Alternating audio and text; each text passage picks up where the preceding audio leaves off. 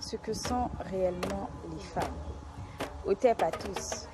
À l'aube des religions, Dieu était une femme, créatrice de la vie, reine du ciel.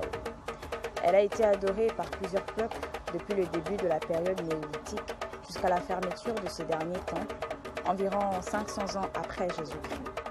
Son culte s'est éteint, mais pas de lui-même. Il a été victime des siècles de répression de la part des adeptes de nouvelles religions chrétiennes, judaïques et islamiques qui imposèrent la suprématie des divinités mâles.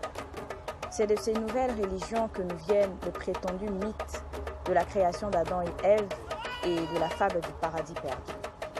Le pouvoir des mythes est tel qu'ils orientent notre perception du monde, conditionnent notre pensée et même notre sensibilité. Quelles pouvaient être alors les légendes issues d'une religion où l'on vénérait des divinités féminines pour leur courage, leur force et leur sens de la justice? Quelle pouvait être la vie des femmes et des hommes dans des sociétés où régnaient de telles idées? Et pourquoi les adeptes de nouvelles religions se sont-ils battus si férocement pour être effacés jusqu'au souvenir de ce premier culte et pour imposer l'image de la femme éternelle, servante ou séductrice? Ils ont tout fait pour réduire le statut de la femme au fur des années. D'aucuns ne connaissent pas de nos jours qu'avant que l'être suprême ne soit devenu homme aujourd'hui, il fut de sexe féminin. Le monde entier vénérait les femmes, les déesses, Isis, Asset. En 1801, Thomas Gisborne disait que les femmes étaient naturellement adaptées au travail domestique, mais pas aux domaines propres aux hommes tels que la politique, la science ou les affaires. Selon lui, les femmes ne possédaient pas le même niveau de pensée rationnelle que les hommes et auraient des capacités naturellement supérieures dans les compétences liées au soutien familial, ce qui à la base est faux. En 1925, Sigmund Freud a aussi déclaré que les femmes étaient normalement moins développées concernant le concept de justice et que, contrairement aux hommes, elles étaient plus influencées par les sentiments que par la pensée rationnelle.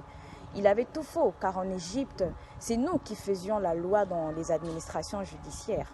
Quand il évoque notre côté sentimental, il y a encore entorse, car tous savons que c'est plutôt l'homme qui semble être très faible, plus sentimental que la femme. Une femme en tête d'une institution a du caractère imprégné de justice, de dextérité et de noblesse.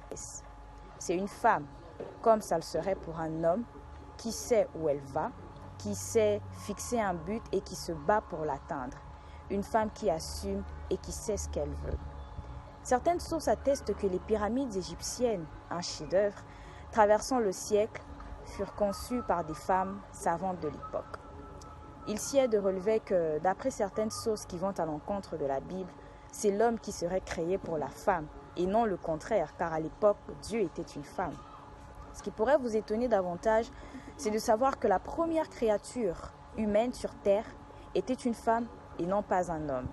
L'homme serait le fruit de cette aïeule primitive, tel serait le cas chez les Kuba ou chez les Congo avec la reine Zinga, une vision matrilinéaire qui existait dès la préhistoire. Ce qui reste remarquable de nos jours, c'est que les relations divines sont plus reçues par des femmes que par des hommes, et aussi même dans la Bible, ce que les femmes désirent semble toujours coïncider à la volonté de Dieu. Matondo mingi mama makodila matondo. Ce que femme veut, Dieu le veut. En guise d'exemple, Abraham ne voulut pas laisser partir son sang Ismaël par la demande de sa femme Sarah. Mais juste après, c'est Dieu qui demande à Abraham, son serviteur, d'écouter la voix de sa femme. Avec Isaac, la mère aimait Jacob plus que Ésaü et elle complotait même pour que son fils Jacob reçoive frauduleusement la bénédiction de son père Isaac, un acte portant préjudice à l'aîné Ésaü, à qui les bénédictions furent destinées. Mais au grand étonnement, cet acte qui s'entrevoit comme une fraude faisait partie du plan de Dieu, se ralliant ainsi à la volonté maternelle. En outre, connaissez-vous la reine pharaon Hatshepsut? Elle a dirigé l'Égypte kémète au XVe siècle avant notre ère. Imaginez un peu, 15 siècles avant notre ère, nous avions déjà des reines en Afrique, contrairement au monde arabe et occidental qui sous-estimait la femme.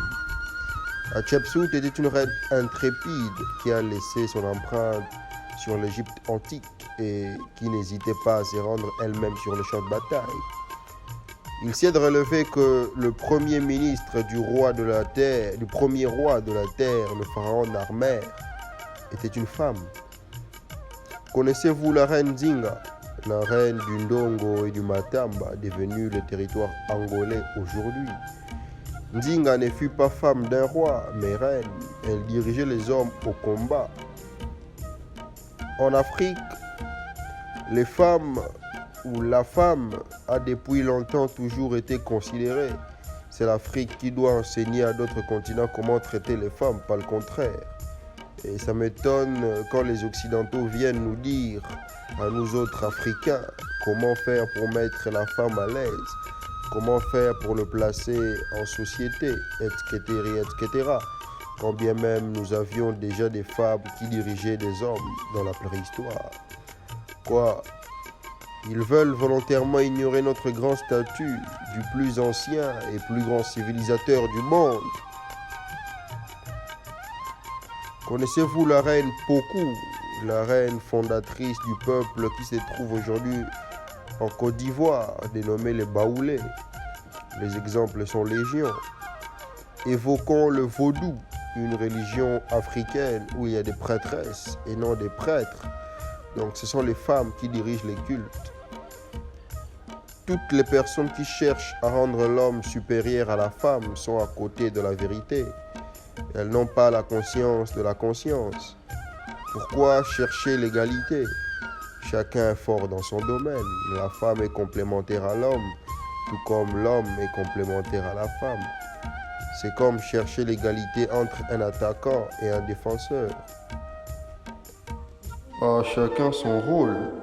Personne ne surpasse l'autre, car le manque du défenseur préjudicie l'attaquant, tout autant que le manque d'attaquant fatigue les défenseurs. Les femmes doivent reconnaissance à Merlin Stone pour son œuvre grandiose, Quand Dieu était femme, retraçant leur ancienne gloire, leur grandeur divine dissimulée à nos jours. Vous n'avez pas besoin d'être d'accord sur tout, mais plutôt être d'accord sur le point de désaccord, dit l'historien Jean-Charles Covy-Gomez. La primicitude continue. Au TEP!